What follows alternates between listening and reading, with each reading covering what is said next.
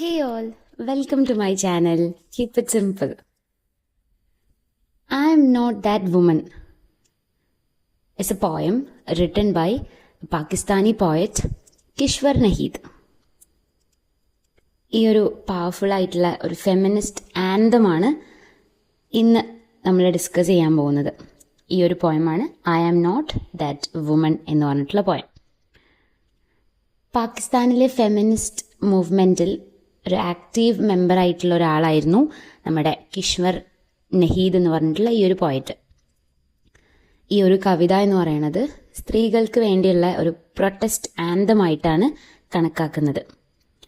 Patriarchy എങ്ങനെ വുമണിനെ objectification ചെയ്യുന്നു, domestic വയലൻസും woman identity മനസ്സിലാക്കലും ഒക്കെ ആണ് ഈ ഒരു പോയത്തിലൂടെ കിഷ്വർ നഹീദ് പറയാൻ ശ്രമിക്കുന്നത്.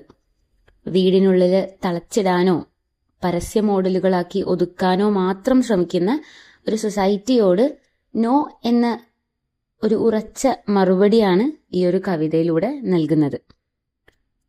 ഇനി നമുക്ക് കവിതയുടെ ഡീറ്റെയിൽ ആയിട്ടുള്ള എക്സ്പ്ലനേഷനിലേക്ക് കിടക്കാം.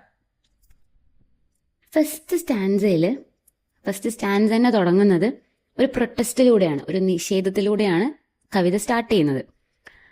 ഒരു പരസ്യത്തിൽ ഷൂസ് ആൻഡ് സോക്സ് വിൽക്കാൻ വേണ്ടി നിർത്തിയിട്ടുള്ള ഒരു മോഡൽ ആയിട്ടുള്ള ഒരാളല്ല ഞാൻ, അങ്ങനെ ഒരാളല്ല, അങ്ങനത്തെ ഒരു വുമൺ അല്ല ഞാൻ. മറിച്ച് പെട്രിയാർക്കൽ സൊസൈറ്റി അല്ലെങ്കിൽ ആ ഒരു ഫാമിലിയിൽ പുരുഷന്മാർ ചുമരുകൾക്കുള്ളിൽ അടിച്ചമർത്തിയിട്ടുള്ളൊരു സ്ത്രീയാണ് ഞാൻ എന്നാണ് പോയറ്റ് ഫസ്റ്റ് തന്നെ ഓർമ്മിപ്പിക്കുന്നത്.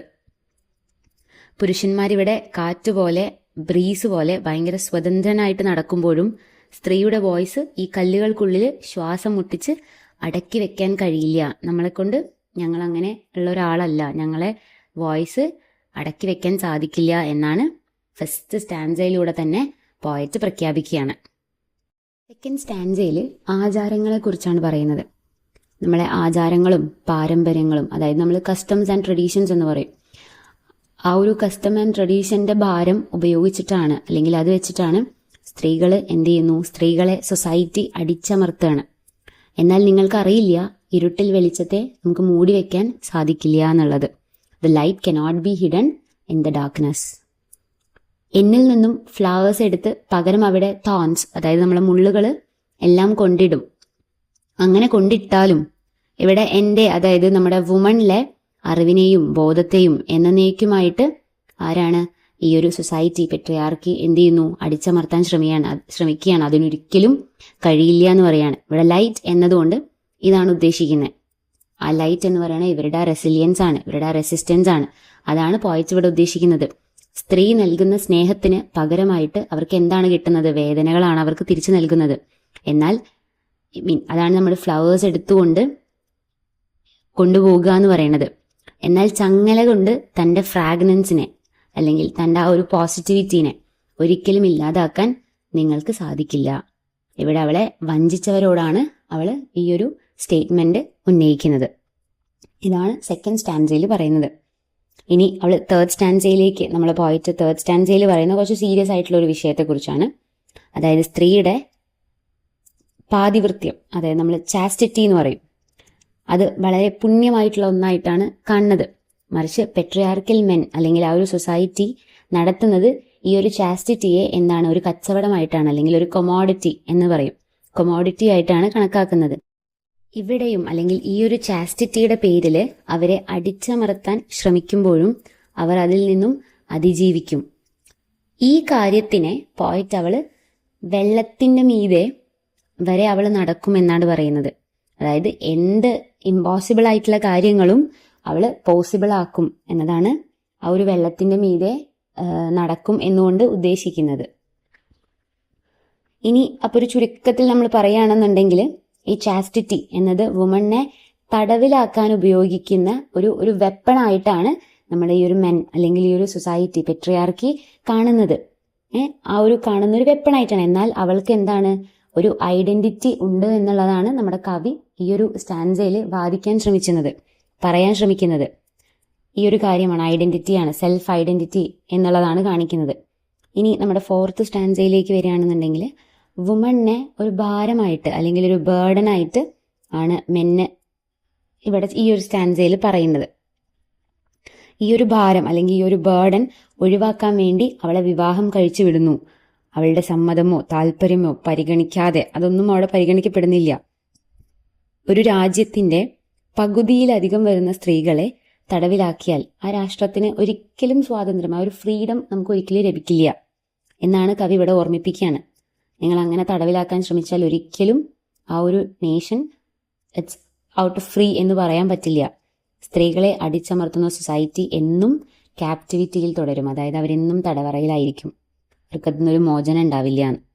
ഇനി നമ്മുടെ ഏറ്റവും ലാസ്റ്റ് സ്റ്റാൻസയില്, 5th സ്റ്റാൻസയിൽ സ്ത്രീയുടെ സ്വഭാവ ഗുണങ്ങളായിട്ടുള്ള ചാസ്റ്റിറ്റി, മദർഹുഡ്, ലോയൽറ്റി എന്നിവയെ പുരുഷൻ അവരുടെ ലാഭത്തിന് വേണ്ടിയിട്ട് ഒരു കൊമാഡിറ്റി ആക്കിയിട്ട് മാറ്റുകയാണ്. ബന്ധത്തിന് പോലും ഒരു വ്യാപാരമായിട്ട്, ഒരു കച്ചവടമായിട്ട് മാറുകയാണ്. ഇമോഷൻസിനൊന്നൊരു വില ഇല്ല എന്നുള്ളത്. ഇപ്പം ഈ ഒരു അടിച്ചമർത്തലുകൾ, അതായത് ഇങ്ങനെ അനുഭവിച്ചിട്ടുള്ളതിന് ഒരു അന്ത്യം, ഒരു എൻഡ് വരുത്തുകയാണ് ആര്? ഈ ഒരു വുമൺ പറയാണ്, ഞാൻ ഇങ്ങനെയൊക്കെ ഫേസ് ചെയ്ത ഈ ഒരു അടിച്ചമർത്തലുകൾക്കൊക്കെ ഒരു അന്ത്യം കുറിക്കുകയാണ്. I need to be free. എനിക്കൊന്ന് ബ്ലൂം ചെയ്യണം. ഒരു ഫ്ലവർ ബ്ലൂം ചെയ്യുന്ന പോലെ, വസന്തം തരുന്നത് പോലെ അതിനുള്ള സമയമായിരിക്കുകയാണ്. ഇവിടെ സ്ത്രീ പ്രഖ്യാപിക്കുകയാണ്, എനിക്ക് സ്വാതന്ത്ര്യമാവാൻ സമയമായി, എനിക്ക് ഫ്രീഡം കിട്ടാൻ സമയമായി. ഇവിടെ സ്ത്രീ വിമോചനത്തിന്റെയും ആത്മവിശ്വാസത്തിന്റെയും ഒക്കെ പ്രതീകമായിട്ടാണ് ഇവിടെ പറയുന്നത്. ആൻഡ് ലാസ്റ്റ് നമ്മുടെ പോയറ്റ് പറയാണ്, ഇവിടെ ഈ പരസ്യ പോസ്റ്ററുകളിലൊക്കെ ഹാഫ് നേക്കഡായിട്ട് നിൽക്കുന്ന വുമൺ അല്ല താൻ, അങ്ങനെ ഒരു വുമൺ അല്ല താൻ എന്നുള്ളത് ഉറക്കെ വിളിച്ചു പറയാണ്. അങ്ങനെ പറഞ്ഞുകൊണ്ടാണ് നമ്മുടെ ഈ ഒരു പോം ഇവിടെ അവസാനിക്കുന്നത്. ഇതാണ് നമ്മുടെ I am not that woman എന്ന് പറയുന്നത്. ഞാൻ അങ്ങനത്തെ ഒരു അടിച്ചമർത്തലുകളും അല്ലെങ്കിൽ ആ പെട്രിയാർക്കൽ വുമൺഹുഡിൽ ജീവിക്കുന്ന ഒരു സ്ത്രീ അല്ല ഞാൻ അത്തരത്തിലുള്ളൊരു പെണ്ണല്ല എന്ന് പറയാണ്. ഇനി നമ്മൾ ഇവിടെ ഈ ഒരു പോയിന്റിൽ ഡിസ്കസ് ചെയ്യുന്ന കുറച്ച് തീമുകളുണ്ട്. അതായത് ആദ്യത്തെ തീം എന്ന് പറയുന്നത് വുമണിനെ എന്താണ്, ഒരു ഒബ്ജക്റ്റ് ആയിട്ട് അല്ലെങ്കിൽ ഒരു കൊമോഡിറ്റി ആയിട്ട് കാണുക എന്നുള്ളതാണ്. Woman as an objectification and commodification എന്നുള്ളത് ഒന്നാമത്തെ തീമാണ്. ഇനി രണ്ടാമത്തത് നമുക്ക് ആദ്യമേ അറിയുന്ന കാര്യമാണ് പെട്രിയാർക്കൽ ഒപ്രഷൻ. എങ്ങനെയാണ് പെട്രിയാർക്കൽ സൊസൈറ്റിയിൽ വുമൺ നേരിടുന്ന ഓരോ പ്രശ്നങ്ങൾ. ഇതാണ് രണ്ടാമത്തെ തീം വരുന്നത്. ആൻഡ് വേറൊരു തീമായിട്ട് വരുന്നത് റെസിലിയൻസ് ആണ്. Resilience and rebellion. എങ്ങനെയാണ് ഇവര് ഇതിനൊക്കെ പ്രൊട്ടസ്റ്റ് ചെയ്യുന്നതിനൊക്കെ റിബല്ലായിട്ട് നിൽക്കുന്നത് എന്നുള്ളതും ഇവരെങ്ങനെയൊക്കെ ചെറുത്ത് നിൽക്കുന്നുണ്ട് എന്നുള്ള കാര്യങ്ങളാണ് ഈ ഒരു തീമിലൂടെ ഈ ഒരു പോയറ്റ് ഡിസ്കസ് ചെയ്യുന്നത്. ആൻഡ് ഓൾസോ ഈ ഒരു പോയറ്റിൽ സോഷ്യൽ ഫ്രീഡത്തെ പറ്റി പറയുന്നുണ്ട്. സൊസൈറ്റിയിൽ അല്ലെങ്കിൽ ആ ഒരു കച്ചവടത്തിൻ്റെ ആ ഒരു ഏരിയയിലൊക്കെ ആണെന്നുണ്ടെങ്കിലും എങ്ങനെയാണ് ഇവർക്ക് ആ ഒരു ഫ്രീഡം കിട്ടുന്നുണ്ടോ എന്നുള്ളത് ചോദ്യം ചെയ്യപ്പെടുന്നുണ്ട്. ആൻഡ് ഓൾസോ ഇവരുടെ എംപവർമെൻറ്റ്, ഇവരുടെ സെൽഫ് ഐഡൻറ്റിറ്റി, ഇതൊക്കെ ഈ ഒരു പോയറ്റിൽ വരുന്ന തീംസുകളാണ്. Okay, I hope you all enjoyed it. നിങ്ങൾക്ക് എല്ലാവർക്കും മനസ്സിലായി എന്ന് വിശ്വസിക്കുന്നു. Thank you. See you again.